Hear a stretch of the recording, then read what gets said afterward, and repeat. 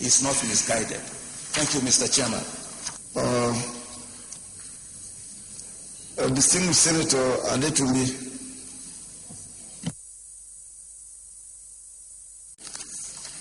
Commend the committee for doing an excellent job of reportage of the analysis of the MTF. But a few observations, Mr. President. First is that for a document as strategic as the MTF, upon which the fiscal plan of Nigeria has been planned for the next 3 years, and in particular the 2014 budget, deserves a longer notice for debate, and for this august body to study, because it's a strategic economic document that is going to be used to plan our economy and budgeting for the next 3 years. We understand the pressure for time, but I will hope that, Mr. President, this type of document for us should have been something that we have received and given an opportunity to study very well before making extempore comments right on the spot. Mr. President, there are so many things that we need to take on in this Senate concerning the annual budget process in this country, because I am worried that the same process in 2012 and 2013 that produced massive budget failure is again what we are repeating now. And I have no confidence that anything is going to happen differently. Mr. President, unfortunately, the chairman of the Senate Committee on Planning is not here. We had a huge public hearing on the Nigerian planning and budgeting process, into which this Senate invested so much time and resources to draw opinion about corrections that needs to be made in our annual budgeting process. We still await the hearing of that report. The issue to raise here, Mr. President, is simply this. Previous MTF, we are told, has been based on the first national implementation plan for the transformation agenda of this administration. That implementation plan expired in 2003, and the report of that plan, whether successful or not, is yet to be made public. The second national implementation plan is supposed to be out by 2014, upon which this MTF ought to be based, and there was an allusion in that MTF that this MTF is based on the expired plan. The question we should ask as a parliament, what is the plan that informed this MTF? Because the MTF in itself is an intermediate planning document that enables a country to span its budget provisions and forecast over a period of time. But that forecast must be based on a plan. As we speak, the second NIP is not out, and I cannot understand what is the planning base for this MTF. And it is a question that I think this Senate should answer. Mr. President, there are a number of assumptions in the MTF which we must worry about and ask questions about. The first is the production volume. The excess crude account was created in anticipation of price volatility in the international market. In the past few years, we've not experienced this, and that's why our excess crude account remains healthy the way it is. And the drawdown from excess crude account has not been on account of price volatility. It has been based on domestic production shortfalls. The price volatility are externalities over which Nigeria has no control. but production within the geographical borders of Nigeria, over which we have political leadership and political jurisdiction, are the sources of our shortfall in revenue.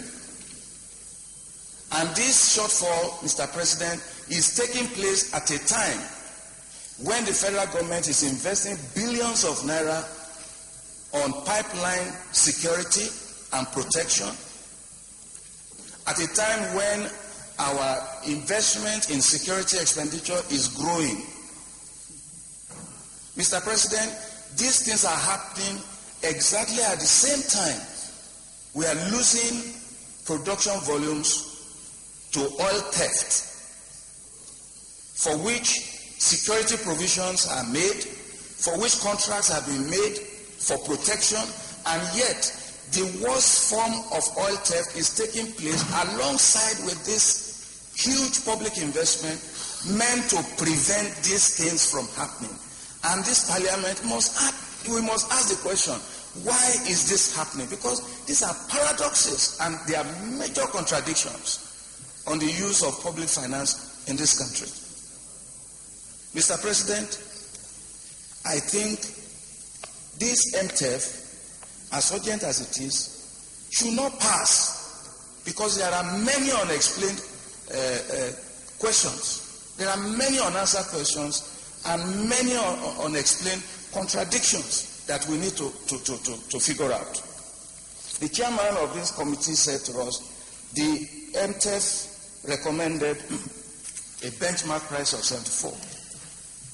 We are recommending 76.5. But he's saying to us that the real benchmark price is 80. I can't understand. If it is 83, let us state it and say that is the benchmark price. Why must 83 be a figure that we have to explain in between officially declared figures? Why must it be? Why must we have to figure that out? If our benchmark price is 80, so be it. And my understanding, Mr. President, is that the excess crude revenue in excess crude account is coming from spread between benchmark and the actual market price. And that the benchmark price is actually the price that is driving the revenue that we are budgeting for. So I find difficulty in reconciling all of that. We cannot pretend that all is well with this economy, because the simple truth is that all is not well. Mr. President, this is the Parliament of the Federal Republic. And by constitution, we have the power of the purse. The Parliament decides how the public funds of this country should be spent.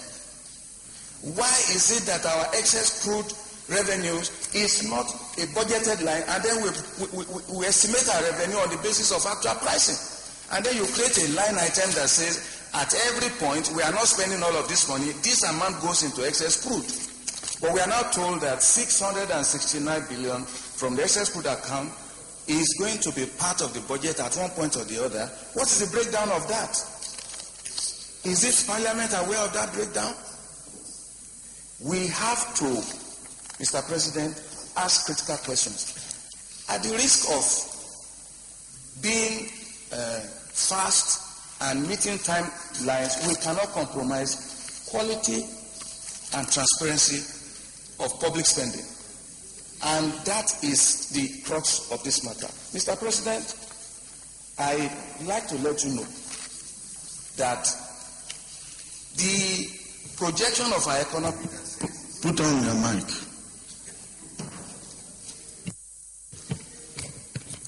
Mr. President, this is the crux of this country. Putting money to use in a manner that guarantees public good for majority of the people. Oil will not remain with us forever, and for as long as it remains with us, we owe it a duty as a parliament to make sure that this oil revenue is spent wisely to open up the real sector.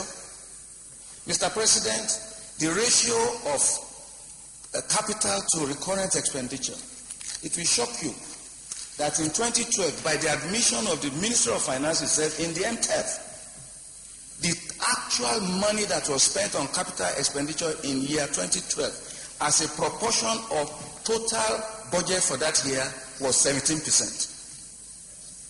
And as that the third quarter of this year, actual releases on capital as a percentage of total budget for 2012 was in the region of 18%. Turn on your mic, please.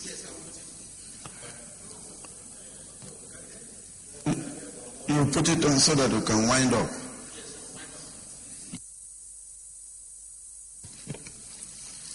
Mr. President, in that MTF, we are told that the capital allocation is about 22%. 22%. And we'll be spending another 78% to service our bureaucracy that will deliver the implementation of the 22%. It's like spending 78% to do business that is worth 22%. That's the consequence of that ratio. And for a developing country, Mr. President, that is not the type of budget that we should be having.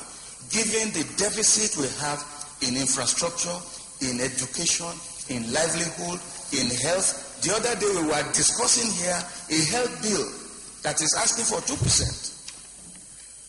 to provide health services. Turn your mic.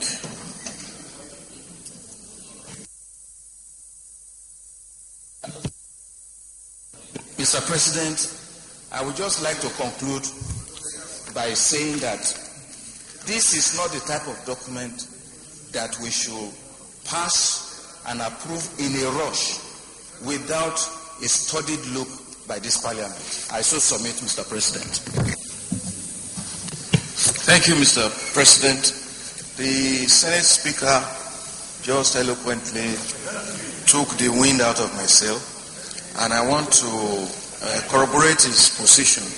The only addition I have to add, Mr. President, is that if you recall, during the PIB debate, this particular issue generated a lot of controversy in this chamber, and therefore this bill in itself is a byproduct of the PIB development, which was referred to the committee several months ago. I think I want to thank Senator Smart, because apart from bringing to the fore the need for this type of specific legislation, he has also reminded the Senate of the slumber of the PIB legislation process. Because if you read in the media in the last few months, a lot of accusation has been levied against the National Assembly for not making the PIB see the light of day. And if issues arising from PIB debate is now receiving expedited action like this, one wonders what is happening to the mother bill itself. And I think this Senate owes it a duty to put pressure to bear on all its processes to ensure that the joint committees responsible for the PIB responds to the yearning of Nigerians and deliver a PIB bill as quickly as possible. I want to support this bill. Thank you. That Nigerians are groaning. And they are tired of this media wash about the achievements and the successes of the aviation sector, which we see on primetime television almost every day. Because the experiences and the record of what is happening makes a lie of all of this media wash, which has turned into an obscene propaganda to promote a minister, to promote a government, and we keep having crashes every day.